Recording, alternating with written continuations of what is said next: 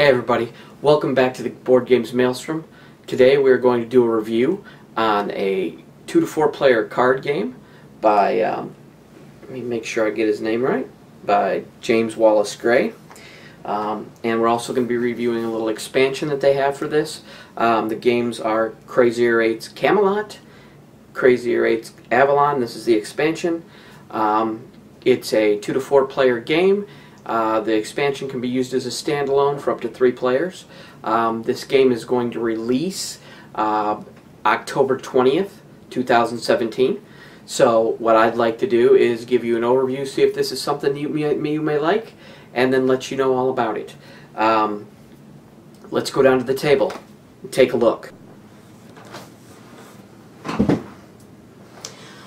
Okay, here we are down at the table, and I just want you to know this is a brand new table built by a good friend of mine, and you'll be able to, when he's ready to go into any kind of production, I'll give you the information. You can contact him, maybe get one built for yourself.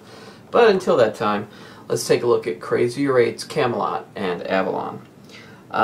First of all, this is a game set up for 3 players right now. It's very reminiscent of Uno. I'm sure a lot of you have played Uno. You're basically trying to get your hand down to 0 cards, and you start with 7.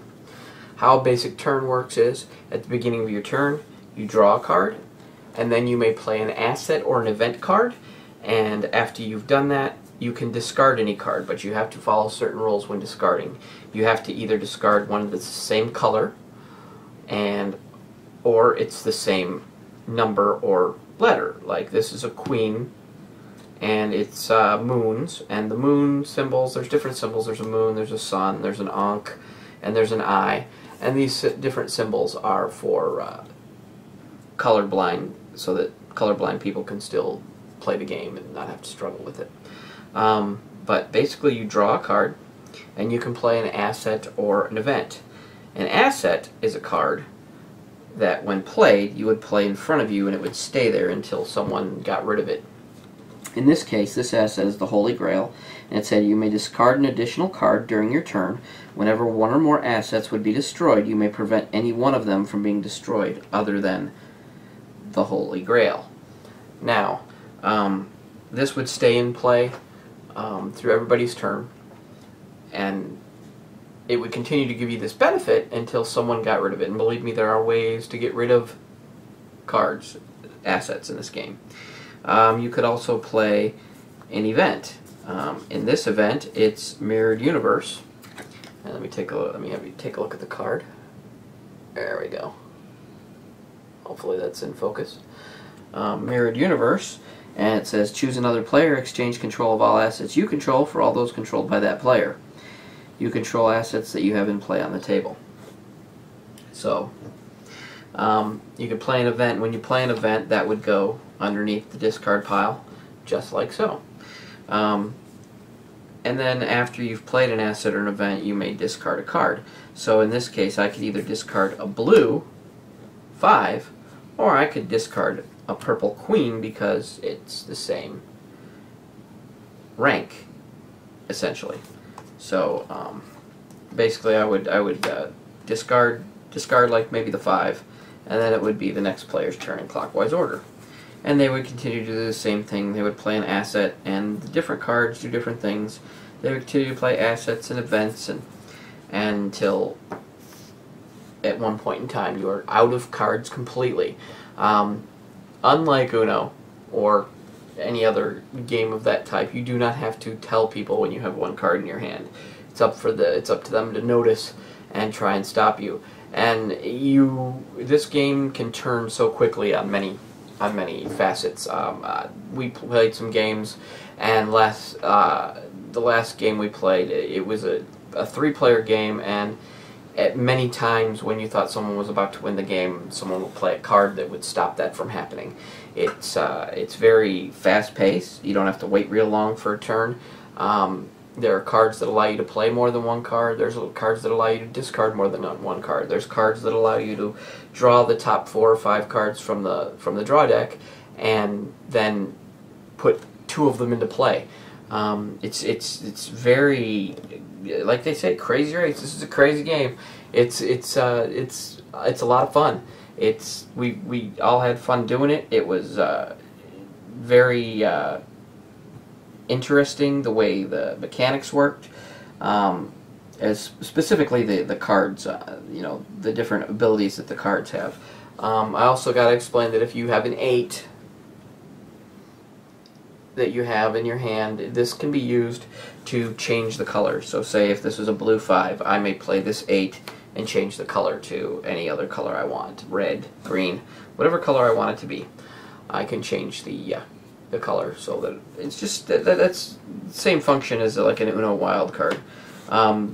The 8s are wild, and you can change colors. Lots of different cards, lots of different effects. The assets allow you to look. This one, Morgan Le Fay, allows you to look at the top 2 cards of the draw pile. I can put them both on top in any order, or put them in the discard pile. This one, Stream of Life. Each player may discard an additional card this turn. Camelot. If anything would cause you to draw 1 or more cards, you may draw 1 or fewer cards from that source. You may use this ability to refuse to draw a card for taking a turn, which would be helpful because you'd be able to get rid of cards more quickly. Fountain of Youth. You may discard the same card as the last one, but there's all different cards. They do a variety of things, and it makes the game a lot more interesting. Way more interesting than Uno or Crazy Eights or any other games you've ever played. Like I said, we were during a time that I thought that my stepson was going to win, and then I thought my wife was going to win, and then I thought for a second I was going to win, and it went back and forth, and different cards were played that stopped people from winning. He had a card out that played that said if you control any 4 or more assets at the beginning of your turn, you win. He played that card, and then it went to my wife, and she only had 1 card. When she drew one, it didn't match up, so she couldn't do it. And then she played a card that caused me to draw cards, which I was close to going out but could not do so. It changes, it's fast, it's interesting, it's a lot of fun. We had a lot of fun with this game, and I think that if quick, simple card games, 10 to 30 minutes, 2 to 4 players, if this is your type of thing, I think you'll absolutely love this game.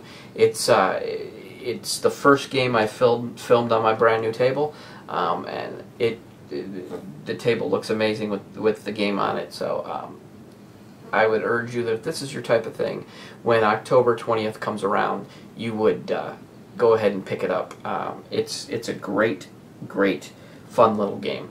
Also today we were going to take a look at Avalon, which is an expansion that was sent along with the original. There is a way to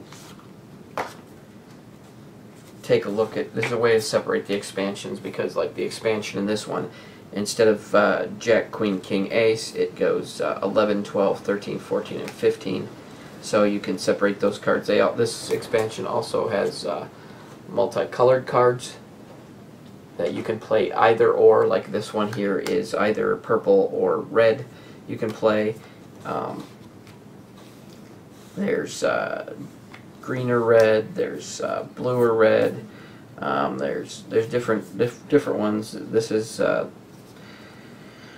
one that you can discard all 4 colors. This could be any color. This is more like a crazy 8 card. This is more like an 8 card.